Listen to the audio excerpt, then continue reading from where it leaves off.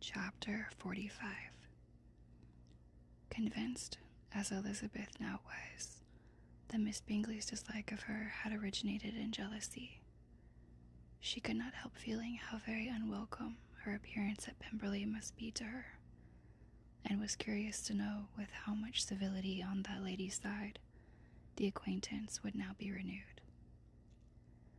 On reaching the house, they were shown through the hall into the saloon, whose northern aspect rendered it delightful for summer. Its windows, opening to the ground, admitted a most refreshing view of the high woody hills behind the house and of the beautiful oaks and Spanish chestnuts which were scattered over the intermediate lawn. In this room they were received by Miss Darcy, who was sitting there with Miss Hurst and Miss Bingley, and the lady with whom she lived in London. Georgiana's reception of them was very civil, but attended with all that embarrassment which, though proceeding from shyness and the fear of doing wrong, would easily give to those who felt themselves inferior the belief of her being proud and reserved. Miss Gardiner and her niece, however, did her justice and pitied her.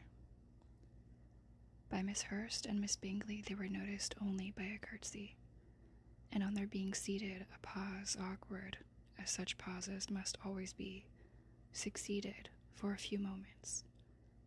It was first broken by Miss Annesley, a genteel, agreeable-looking woman, whose endeavor to introduce some kind of discourse proved her to be more truly well-bred than either of the others, and between her and Miss Gardiner, with occasional help from Elizabeth, the conversation was carried on.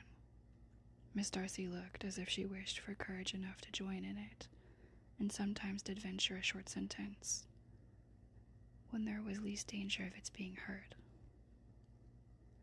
Elizabeth soon saw that she was herself closely watched by Miss Bingley, and that she could not speak a word, especially to Miss Darcy, without calling her attention.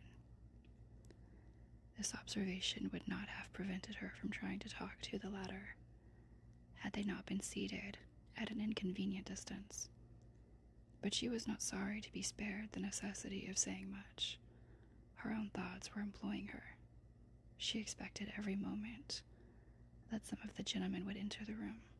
She wished, she feared, that the master of the house might be amongst them, and rather she wished or feared it most, she could scarcely determine. After sitting in this manner a quarter of an hour, without hearing Miss Bingley's voice, Elizabeth was roused by receiving from her a cold inquiry after the health of her family. She answered with equal indifference and brevity, and the others said no more. The next variation which their visit afforded was produced by the entrance of servants with cold meat, cake, and a variety of all the finest fruits in season. But this did not take place till after many a significant look and smile from Miss Annesley to Miss Darcy had been given to remind her of her post.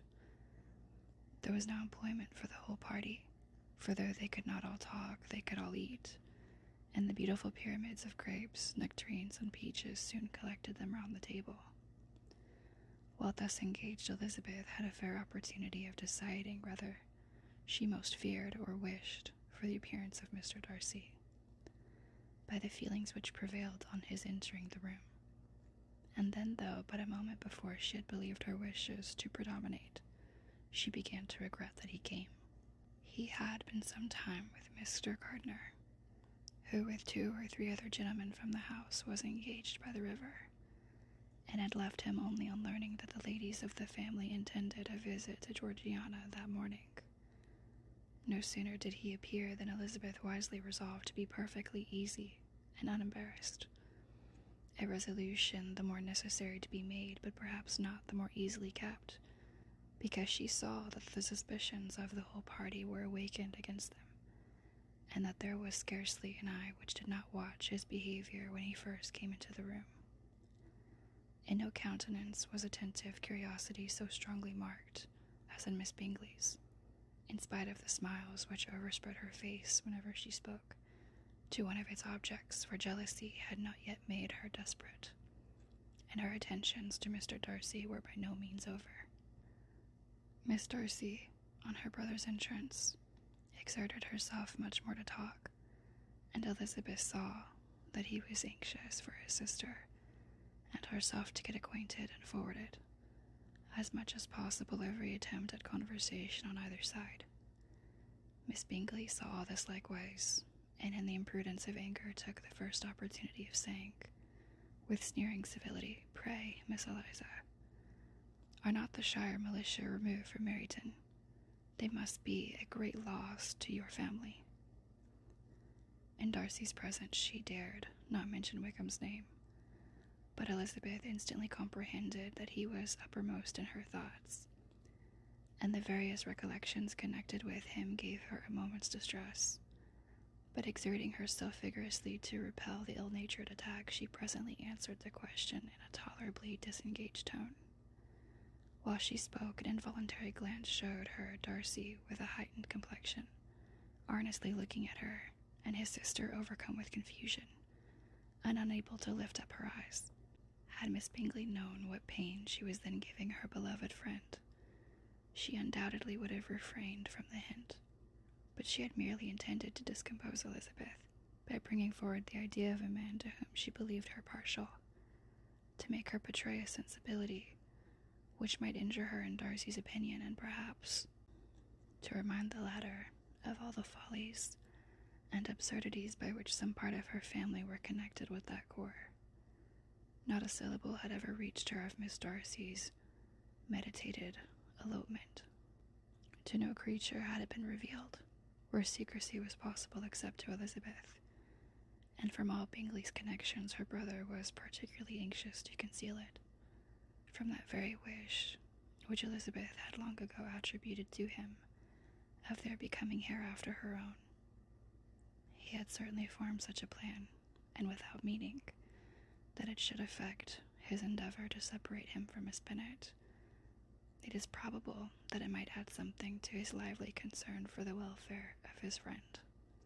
Elizabeth's collected behaviour, however, soon quieted his emotion, and as Miss Bingley, vexed and disappointed, dared not approach nearer to Wickham, Georgiana also recovered in time, though not enough to be able to speak any more.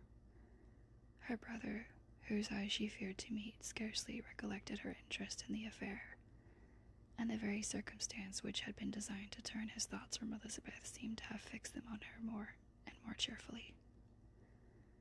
Their visit did not continue long after the question and answer above mentioned, and while Mr. Darcy was attending them to their carriage, Miss Bingley was venting her feelings and criticisms on Elizabeth's person, behaviour, and dress, but Georgiana would not join her. Her brother's recommendation was enough to ensure her favour. His judgment could not err, and he had spoken in such terms of Elizabeth as to leave Georgiana without the power of finding her otherwise than lovely and amiable. Miss Bingley could not help repeating to him some part of what she had been saying to his sister. "How very ill Eliza Bennet looks this morning, Mr. Darcy," she cried. "I never in my life saw anyone so much altered as she is since the winter. She has grown so brown and coarse. Louisa and I were agreeing that we should not have known her again." However little Mr. Darcy might have liked such an address, he contented himself with coolly replying that he perceived no other alteration than her being rather tanned, no miraculous consequence of travelling in the summer. "For my own part," she rejoined, "I must confess that I never could see any beauty in her. Her face is too thin, her complexion has no brilliancy, and her features are not at all handsome. Her nose wants character. There is nothing marked in its lines. Her teeth are tolerable, but not out of the common way, and as for her eyes, which have sometimes been called so fine, I never could perceive anything extraordinary in them. They have a sharp, shrewish look, which I do not like at all, and in her air altogether there is a self-sufficiency without fashion, which is intolerable." Persuaded as Miss Bingley was that Darcy admired Elizabeth, This was not the best method of recommending herself, but angry people are not always wise, and in seeing him at last look somewhat nettled, she had all the success she expected. He was resolutely silent, however, and from a determination of making him speak, she continued. I remember when we first knew her in Hertfordshire, how amazed we all were to find that she was a reputed beauty, and I particularly recollect your saying one night, after they had been dining at Netherfield, she a beauty. I should as soon call her mother a wit. But afterwards she seemed to improve on you, and I believe you thought her rather pretty at one time. Yes, replied Darcy, who could contain himself no longer. But that was only when I first knew her, for it is many months since I have considered her as one of the handsomest women of my acquaintance. He then went away, and Miss Bingley was left, to all the satisfaction of having forced him to say what gave no one any pain but herself. Miss Gardiner and Elizabeth talked of all that had occurred during the visit, as they returned, except what had particularly interested them both. The looks and behavior of everybody they had seen were discussed, except of the person who had most engaged their attention.